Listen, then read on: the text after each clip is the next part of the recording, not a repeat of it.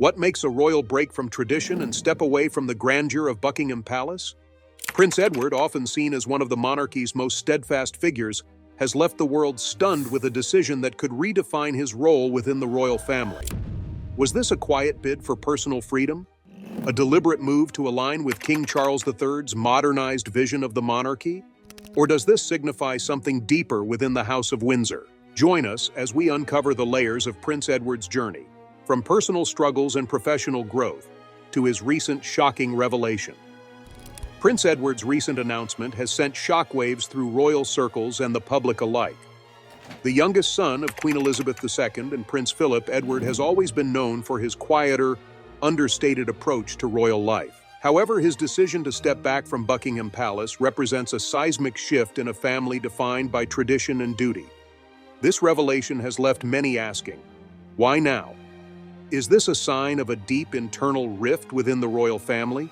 Or a bid for personal freedom amidst the pressures of public life? To understand this momentous decision, we must delve into the life of a prince who has spent decades navigating the fine line between individual identity and royal responsibility. Edward was born on March 10, 1964, at Buckingham Palace, the last of Queen Elizabeth II and Prince Philip's 4 children. Unlike his older siblings, Charles, Anne, and Andrew, Edward was seen as the most reserved, an attribute that would come to define much of his life. Growing up in the grandeur of Buckingham Palace, his early years were marked by both privilege and the weight of expectations. The Queen and Prince Philip, though often preoccupied with royal duties, made efforts to ensure their children had moments of familial warmth. For Edward, this translated into evenings spent in the private quarters of Buckingham Palace and games in the palace gardens. Yet, even in such moments, the rules of protocol loomed large. Edward's childhood was also shaped by his relationships with his siblings, particularly Andrew, who was 4 years his senior. While Andrew was boisterous and competitive, Edward was more introspective, preferring quiet activities like reading and drama. This difference in temperament often puts the two at odds. Royal biographer Ingrid Seward noted that Andrew's domineering nature sometimes left Edward feeling overshadowed. Nevertheless, these early interactions played a role in shaping Edward's resilience and determination to carve out his own path. As Edward grew older, his education became a focal point of his development. Like his father and brothers before him, he attended Gordonstoun School in Scotland, known for its rigorous curriculum and emphasis on character building. The experience was not without its challenges, but Edward excelled, particularly in drama and sports.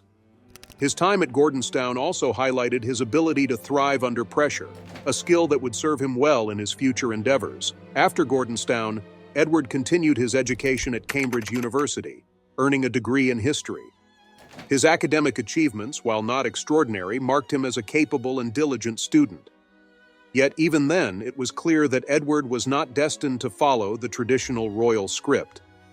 The turning point came in 1982 when Edward, like many members of the royal family, pursued a military career. He joined the Royal Marines, a path that seemed to align with his family's strong ties to the armed forces. However, the decision proved to be a challenging one. The rigorous training program, coupled with the immense pressure of living up to his father's and brother's military accomplishments, took a toll on Edward. After just 4 months, he made the difficult decision to resign from the Royal Marines, a move that was met with disappointment from Prince Philip and criticism from some sectors of the public. Edward's resignation was not just a personal decision, but also a pivotal moment that set him apart from his siblings. Unlike Charles and Andrew, who embraced traditional royal roles, Edward began to explore his interests in the arts and media. This marked the beginning of a journey to establish his own identity within the constraints of royal life. It was a bold step, one that demonstrated his willingness to defy expectations in pursuit of personal fulfillment. As he navigated these early challenges, Edward also began to take on more public-facing roles within the royal family.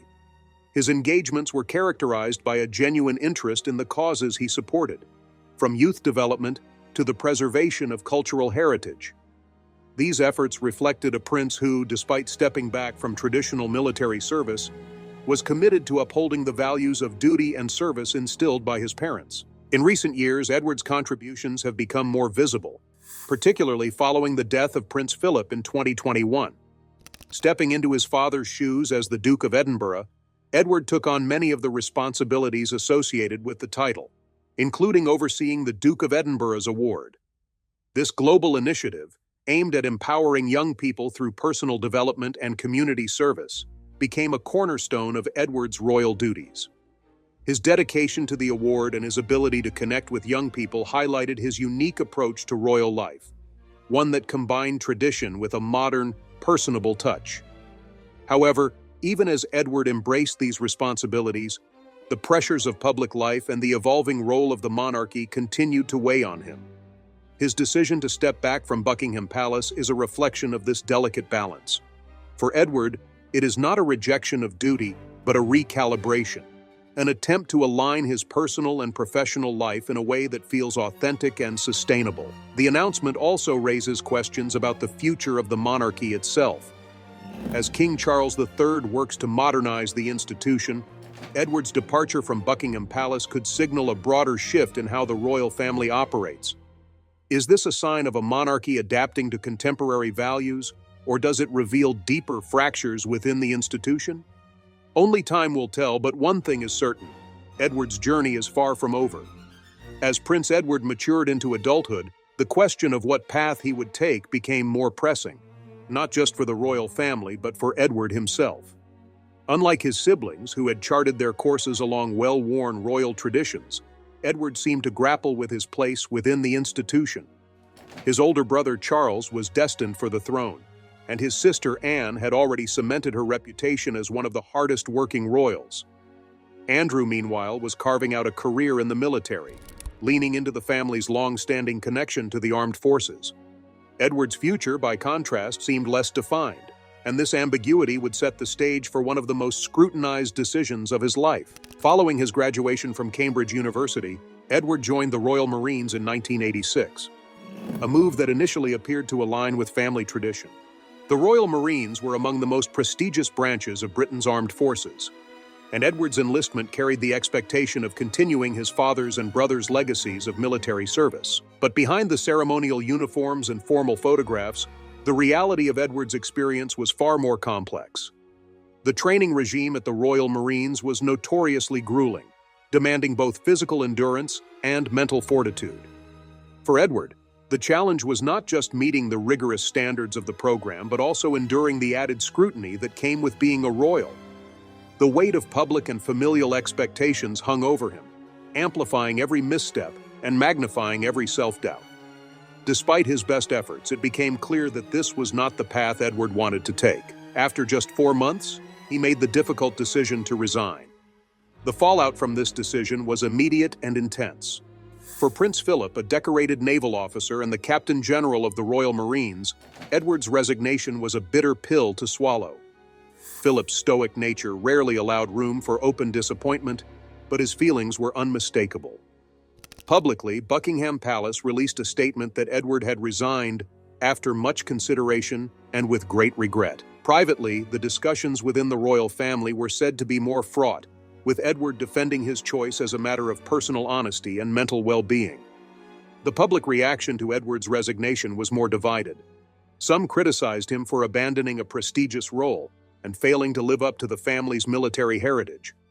Others, however, saw his decision as an act of courage, a rare moment of self-determination in a life largely defined by duty and protocol. A poll conducted at the time revealed that a majority of Britons supported Edward's right to step away, reflecting a growing cultural shift toward valuing individual happiness over adherence to tradition. This period marked a turning point for Edward, not only in his career, but in his identity. The resignation was a public declaration that he would not be confined by the expectations imposed upon him, even if it meant enduring criticism from his family and the media. However, stepping away from the military left Edward with another pressing question. What would he do next? Edward's answer came in the form of the arts, a realm that had fascinated him since his school days. He had shown an early aptitude for drama at Gordonstoun, and later participated in amateur theater productions at Cambridge. Now, freed from the constraints of military life, he began to explore this passion more seriously. Edward briefly worked for Andrew Lloyd Webber's Really Useful Group, gaining first-hand experience in the world of professional theater. This stint was short-lived, but it ignited a desire in Edward to carve out a role in the creative industries. In 1993, Edward took the bold step of founding his own television production company, Ardent Productions. His vision was ambitious: to produce high-quality documentaries and dramas that would educate and inspire. However, the launch of Ardent was met with skepticism. Many in the industry dismissed Edward's endeavor as a vanity project, doubting his ability to succeed without leaning on his royal connections. To his credit, Edward was determined to prove his critics wrong. He downplayed his royal status, presenting himself simply as Edward Windsor on business cards and insisting that Ardent would avoid producing content about the royal family. Despite Edward's efforts, Ardent faced an uphill battle. The company's early projects, including a documentary on the aristocratic sport of real tennis, received lukewarm responses. Critics were quick to pounce, labeling the content as uninspired and the venture itself as evidence of Edward's naivety about the entertainment industry. Financial troubles soon followed, and the pressure mounted as Ardent struggled to find its footing. Within a few years, it became clear that Edward's dreams of media success were slipping out of reach. The challenges Edward faced at Ardent were compounded by his dual identity as a royal and a private businessman. His royal title, while opening doors, also subjected him to heightened scrutiny. The media relished every misstep, amplifying even minor setbacks into front-page scandals. Members of the royal family, including Prince Philip, reportedly expressed concern that Edward's foray into the entertainment world was undermining the dignity of the monarchy. Philip, known for his bluntness, is said to have questioned why Edward didn't leave television to the professionals and simply accept the royalties. Edward's struggles during this time were not confined to his professional life. Personally, he was beginning a relationship with Sophie Rhys-Jones, a public relations executive he had met at a charity event. Their connection grew gradually away from the media spotlight, but once news of their courtship broke, the press descended. Edward, wary of the scrutiny that had plagued other royal relationships, sought to protect Sophie from the intrusive gaze of the tabloids. However, the media's fascination with their romance only intensified, setting the stage for future challenges. Through these experiences, Edward began to learn hard lessons about resilience and self-definition. His resignation from the Royal Marines had been a statement of his independence, but his struggles with Ardent and the media demonstrated just how difficult it was to truly step out of the shadow of royal expectations. Even as he pursued a career in the arts, Edward remained tethered to the monarchy, for better or worse. By the late 1990s, Edward's life was at a crossroads. His professional ambitions in television had faltered, but his personal life was blossoming. His relationship with Sophie, built on mutual respect and shared values, provided a source of stability amidst the turbulence of his career. As Edward prepared to take the next steps in both his personal and professional journeys, he began to realize that the path forward would require not just resilience, but also a reimagining of what it meant to be a royal in the modern age. By 1999, Prince Edward was ready to take a significant step forward in his personal life. His relationship with Sophie Rhys-Jones had steadily grown, and after 6 years of courtship, the couple announced their engagement. The news was met with widespread approval from the public, who admired Sophie's down-to-earth demeanor and professional background. A public relations executive with a sharp mind and a strong work ethic, Sophie was seen as a perfect match for Edward, complementing his reserved nature with her warmth and poise. Their union would not only mark the beginning of a new chapter for Edward, but also signal a shift in how the younger royals approached marriage and public life. On June 19, 1999, Edward and Sophie tied the knot in a modest ceremony at St. George's Chapel, Windsor Castle. Unlike the grand spectacles of his siblings' weddings, Edward's nuptials reflected his and Sophie's preference for a more understated celebration. The event, though scaled down in comparison, was no less meaningful. Surrounded by family and close friends, the couple exchanged vows in what many described as a heartfelt and genuine ceremony. Notably, Edward chose to forego the traditional dukedom typically granted to royal sons upon marriage, instead opting for the title of Earl of Wessex. According to reports, he was inspired by the character Lord Wessex in the film Shakespeare in Love, a detail that revealed his penchant for individuality and his love of the arts. Following their wedding, Edward and Sophie settled into married life at Bagshot Park, a sprawling estate in Surrey. The property, leased to them by the Crown Estate, became a sanctuary for the couple, offering privacy and a sense of normalcy amidst the demands of royal duties. Over the years, the pair welcomed two children, Lady Louise Windsor in 2003 and James, Viscount Severn, in 2007. As parents, Edward and Sophie were deeply committed to providing their children with as normal an upbringing as possible, shielding them from the intense media scrutiny that had often plagued previous generations of royals. While Edward's personal life flourished, his professional path remained a source of both fulfillment and frustration. Following the challenges and eventual decline of Ardent Productions, Edward had shifted his focus back to royal duties. In 2002, he and Sophie made the decision to step away from their private business ventures and dedicate themselves fully to serving the monarchy. This transition coincided with Queen Elizabeth II's Golden Jubilee, a momentous occasion that marked 50 years of her reign and reinvigorated public interest in the royal family. Edward's return to royal life was marked by a renewed sense of purpose. He took on a variety of patronages and initiatives, with a particular focus on youth development, the arts, and charitable work. Among his most notable contributions was his involvement with the Duke of Edinburgh's Award, the global youth program founded by his father, Prince Philip. Edward's dedication to the award was evident in his hands-on approach, often traveling extensively to meet participants and champion the program's mission of empowering young people through personal growth and community service. Sophie, too, embraced her role as a full-time working royal, carving out her own identity within the family. She became a passionate advocate for causes such as gender equality, the prevention of sexual violence, and support for children with disabilities.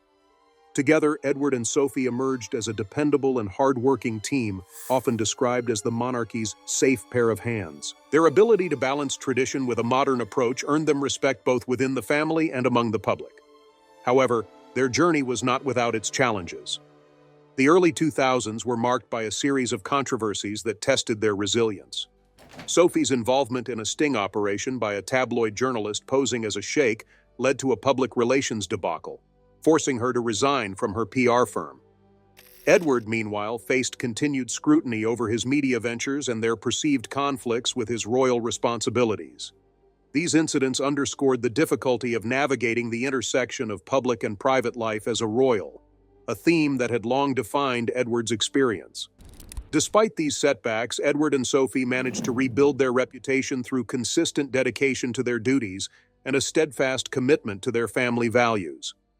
Their low-key approach to royal life stood in stark contrast to the headline-grabbing antics of other family members.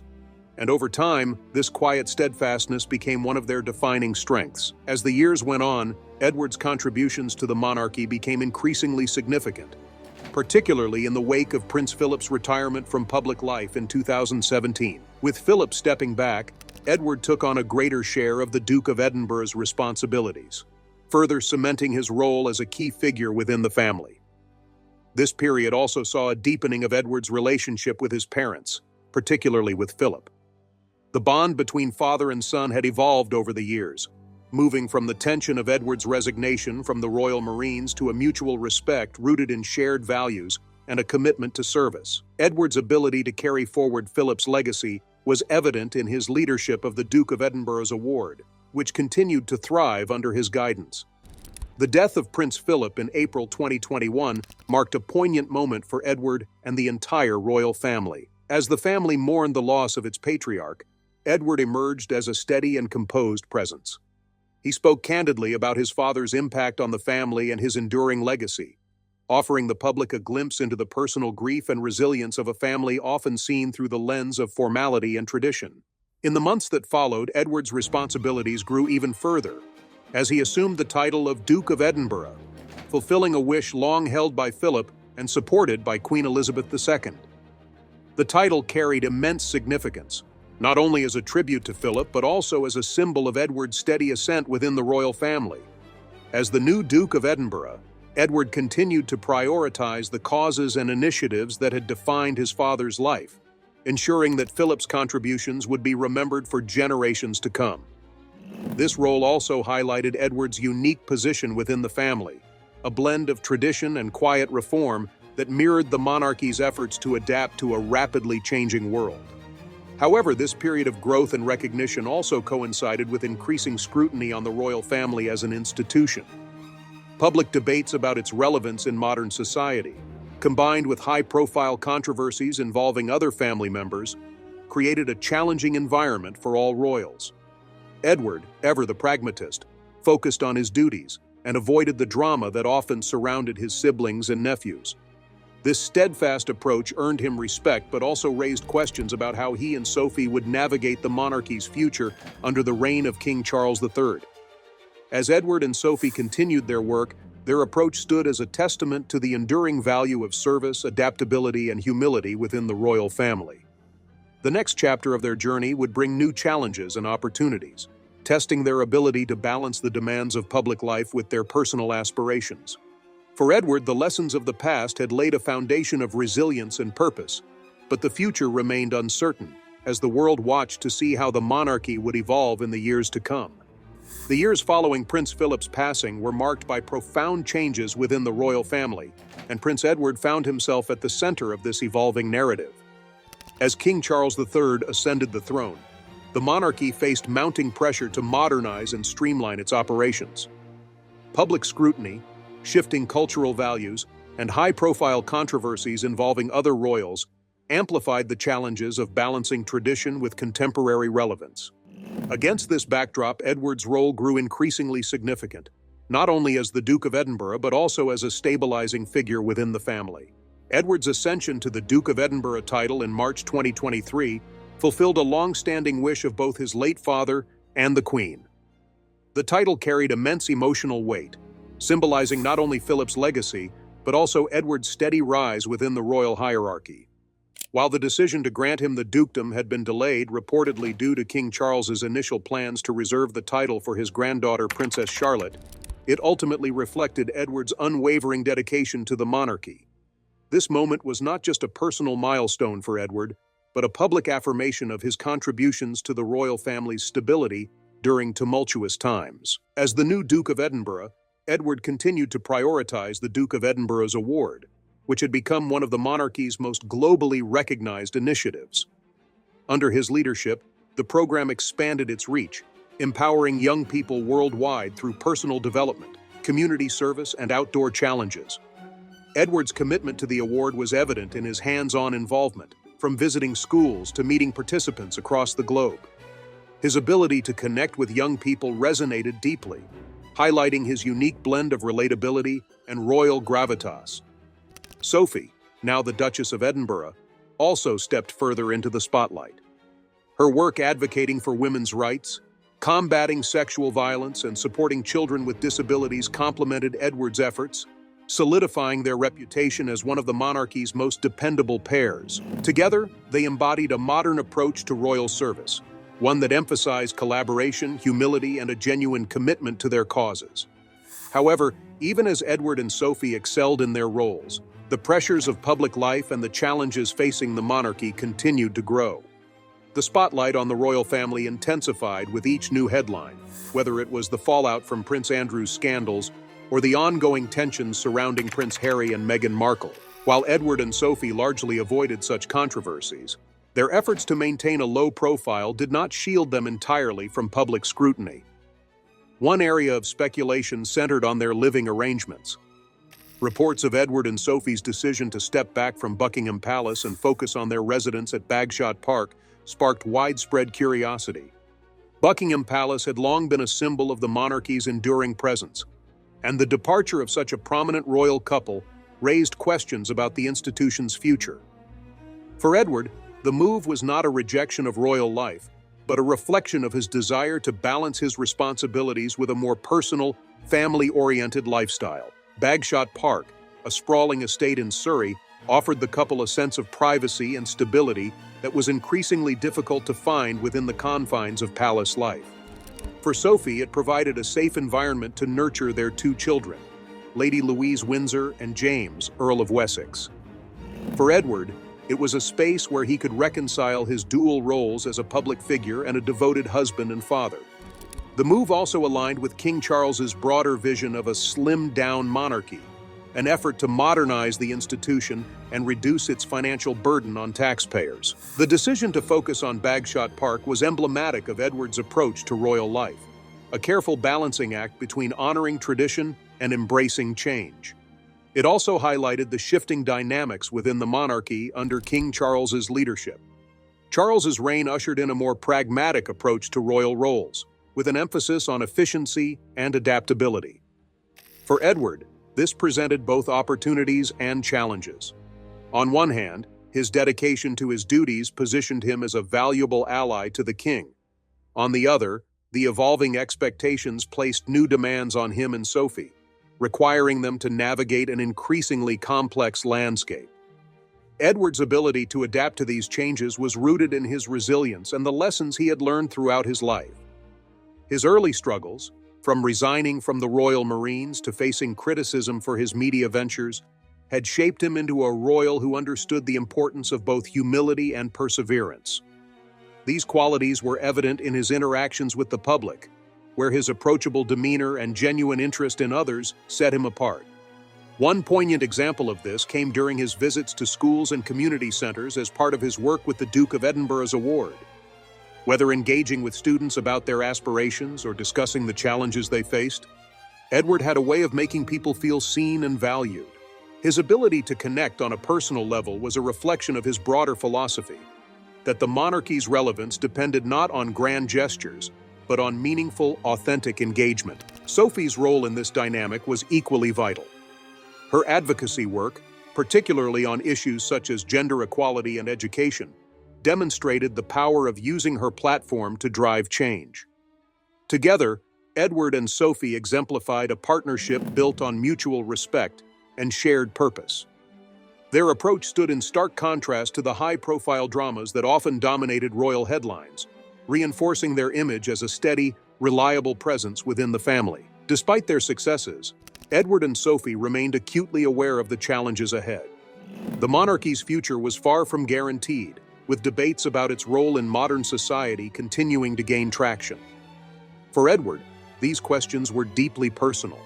As someone who had spent his life navigating the intersection of public duty and private ambition, he understood better than most the complexities of royal life. His recent decisions, from stepping back from Buckingham Palace to focusing on his family, reflected a desire to ensure that the monarchy could evolve without losing its core values. As Edward looked to the future, his focus remained on the causes that mattered most to him. The Duke of Edinburgh's award, in particular, continued to be a cornerstone of his legacy. Through this program, he saw an opportunity to not only honor his father's vision, but also to leave his own mark, a testament to his belief in the transformative power of service and community. In many ways, Edward's journey was a microcosm of the monarchy's broader challenges and aspirations. His ability to adapt, to balance tradition with modernity, and to prioritize authenticity over appearances spoke to the resilience of an institution that had weathered centuries of change. As the royal family moved forward under King Charles's reign, Edward's story served as a reminder of the enduring value of quiet, steadfast leadership in a world that often prioritizes spectacle over substance. As the monarchy continued to evolve, Prince Edward's steady presence became even more integral to its identity. His journey, marked by personal struggles and professional growth, had prepared him to face the challenges of a changing royal landscape. Yet his recent decisions, stepping back from Buckingham Palace and focusing on family life at Bagshot Park, signaled not a withdrawal, but a recalibration. For Edward, this was less about leaving royal duties behind, and more about redefining how those duties fit into a life that balanced public service with personal priorities. One of the most striking aspects of Edward's role was his ability to adapt without losing sight of the monarchy's core values. Unlike the dramatic exits of other family members, Edward's departure from Buckingham Palace was quiet and deliberate. This distinction underscored his approach to navigating the complexities of royal life. While Prince Harry and Meghan Markle's exit had sparked global debate and controversy, Edward's move appeared more aligned with King Charles's vision for a streamlined monarchy, a gradual shift that emphasized efficiency and relevance over pomp and excess. At the heart of Edward's decisions was a deep commitment to his family. Bagshot Park, with its sprawling grounds and serene environment, had long been a refuge for Edward, Sophie, and their two children.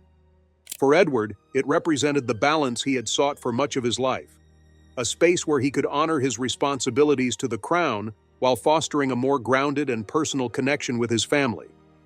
Lady Louise Windsor and James, Earl of Wessex, had largely grown up out of the spotlight, a testament to Edward and Sophie's determination to provide them with a stable and private upbringing.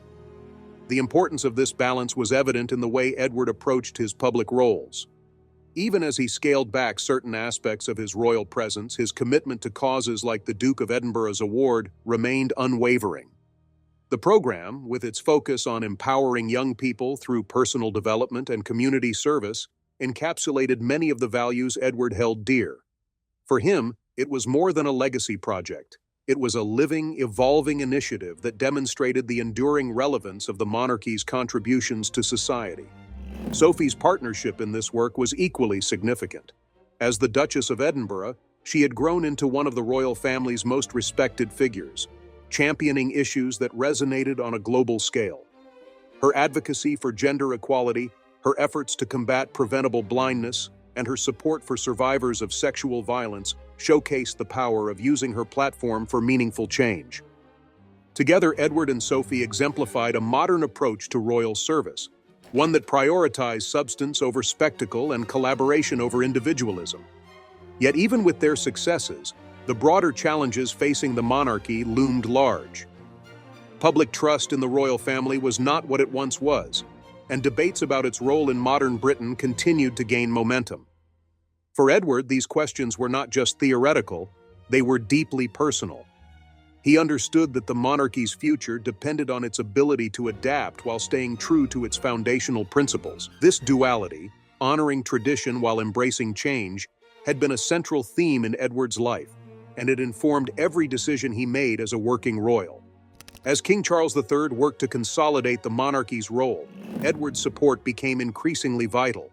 His quiet leadership and willingness to shoulder responsibilities made him a trusted ally in the king's efforts to modernize the institution. At the same time, Edward's ability to connect with people on a personal level helped bridge the gap between the monarchy and the public, reinforcing the idea that royals could be both relatable and inspiring. This relatability was perhaps best seen in Edward's interactions with young people. Whether visiting schools, attending Duke of Edinburgh's award ceremonies, or engaging with community groups, Edward's genuine interest in others set him apart. These moments, often away from the cameras, revealed a prince who was not just fulfilling a duty, but living out his belief in the transformative power of service and connection. Despite his achievements, Edward remained acutely aware of the challenges of royal life. The weight of public expectation, the constant scrutiny of the media, and the pressures of upholding a centuries-old institution were realities he could not escape. Yet he faced these challenges with a resilience born of experience. From his early struggles with the Royal Marines to the criticism he endured during his ardent productions years, Edward had learned to navigate adversity with grace and determination. As the monarchy looked toward the future, Edward's journey stood as a reminder of the enduring strength found in adaptability and quiet perseverance. His ability to weather personal and professional setbacks while remaining steadfast in his commitment to the crown highlighted the unique qualities he brought to the royal family. In a time when the monarchy faced unprecedented challenges, Edward's steady presence offered a sense of continuity and reassurance. Perhaps most importantly, Edward's story reflected a broader truth about the modern monarchy, that its survival depended not on its grandeur or pageantry, but on its ability to connect with people in meaningful ways. For Edward, this connection was not just a strategy, but a deeply held belief, a recognition that the monarchy's relevance came from its ability to inspire, serve, and adapt to the changing needs of society. As Edward settled into this new phase of his life, the question of his legacy became ever more pertinent. Would he be remembered as a quiet reformer, someone who worked tirelessly to uphold the values of the monarchy while embracing the need for change? Or would his contributions be overshadowed by the more headline-grabbing actions of others in the royal family? Only time would tell, but one thing was certain. Edward's journey had been defined not by dramatic gestures, but by a steady commitment to duty, family, and service. In many ways, Edward's life mirrored the trajectory of the monarchy itself, an institution rooted in history yet constantly evolving to meet the demands of the present. His choices, from stepping back from Buckingham Palace to focusing on the Duke of Edinburgh's award, demonstrated the delicate balance between tradition and progress. For Edward, this balance was not just a professional challenge but a personal one, shaping every aspect of his life and work. As the Duke of Edinburgh, Edward's role in the royal family would undoubtedly continue to evolve. His contributions, both seen and unseen, would remain a testament to the values instilled in him by his parents and the lessons learned through years of navigating the complexities of royal life. And while the future of the monarchy remained uncertain, Edward's journey offered a blueprint for what it could aspire to be: an institution that is both rooted in service and attuned to the needs of the people it serves. With that, we have reached the end of today's video. If you have come this far with us, be sure to check out other videos on the channel.